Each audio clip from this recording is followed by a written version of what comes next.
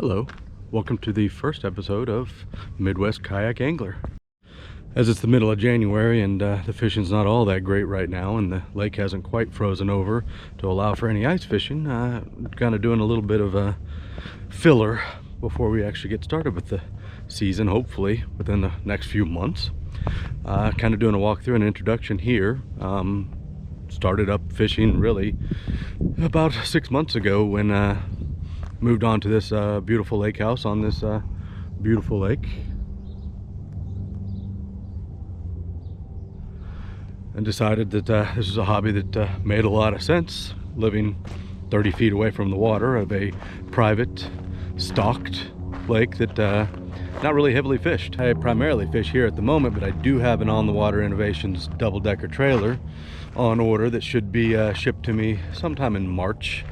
And then we'll try to do a little bit of exploring of Lake County and maybe a little bit in Wisconsin, see what we can do, find some interesting videos, and try to use some of the new toys I've been collecting over the last 6 months to do some interesting fishing.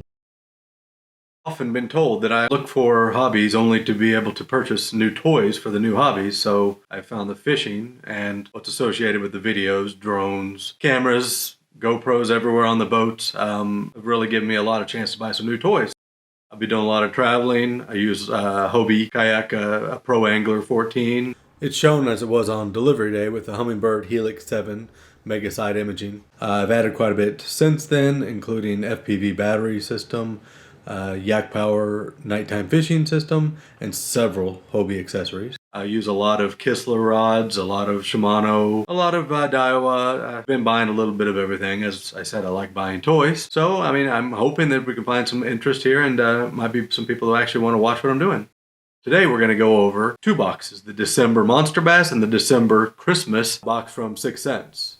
Hope you find the review and the discussion of some of these lures interesting, and if you do, feel free to subscribe and ask any questions that you may have in the comments, and I'll try to respond to them as soon as possible.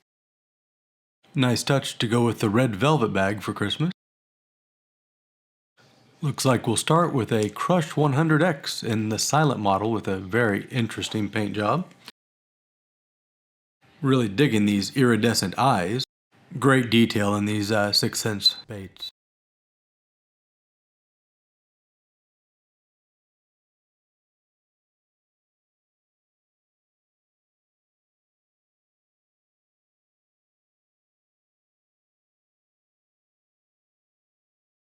Here we have the Crush Mini 25X. It's a nice little bait that I have several of in my collection. The fish around here certainly seem to find it appealing. I particularly like the hardware that 6 Cents uses. It seems to be above and beyond what I typically get in a lot of other lures. Next we have some large Divine Shaky Worms. Look like a pretty long 6.3 inch. 10 count in grass candy. Actually quite nice. I haven't used any of their soft plastics before.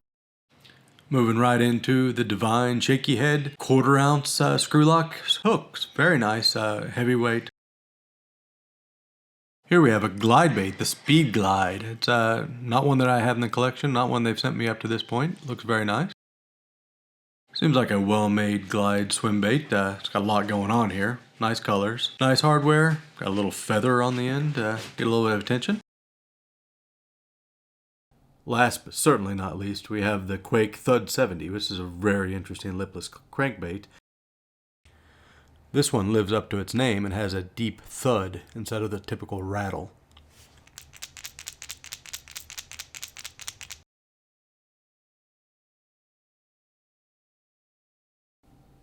Looks like this month's box will start with rabbit baits, the Rabbit Shaker.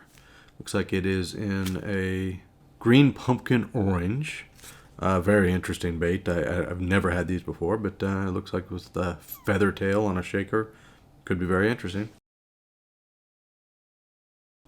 Oh, the Lucker Hunt Spider. I don't really have a whole lot of use for these. I think they're kind of gimmicky, but it is a high value bait, I guess.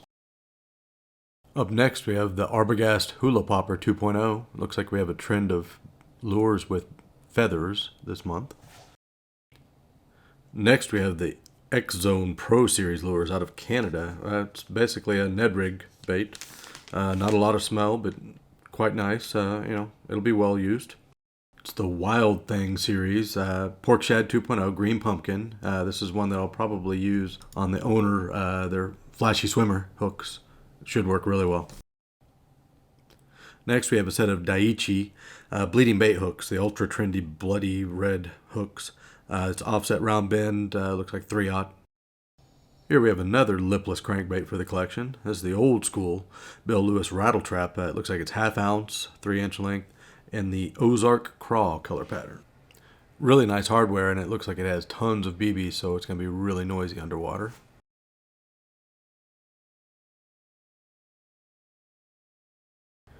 Now to continue in the month of the feather, we have the Booyah Prank Popper with feather.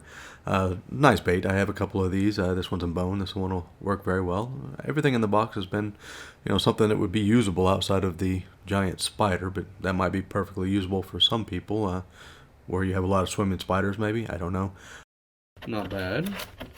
And one of their better Monsterbass stickers. I hope you enjoyed the first episode of Midwest Kayak Angler.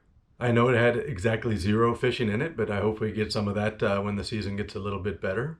I hope to, in the very soon future, have some video on the setup of my Hobie, some of the toys I've added to that, and a lot of the technology I've added. I'll probably have a little bit of review of some of the multitude of fishing supplies I bought on the Black Friday holidays or got for the holidays. And then a little bit of, maybe even some ice fishing, and we can see if this fat man managed to follow through the ice, or if I actually can catch anything during the winter. Thanks a lot for watching. I hope you liked it. If you did, feel free to subscribe and like, and we'll see you later.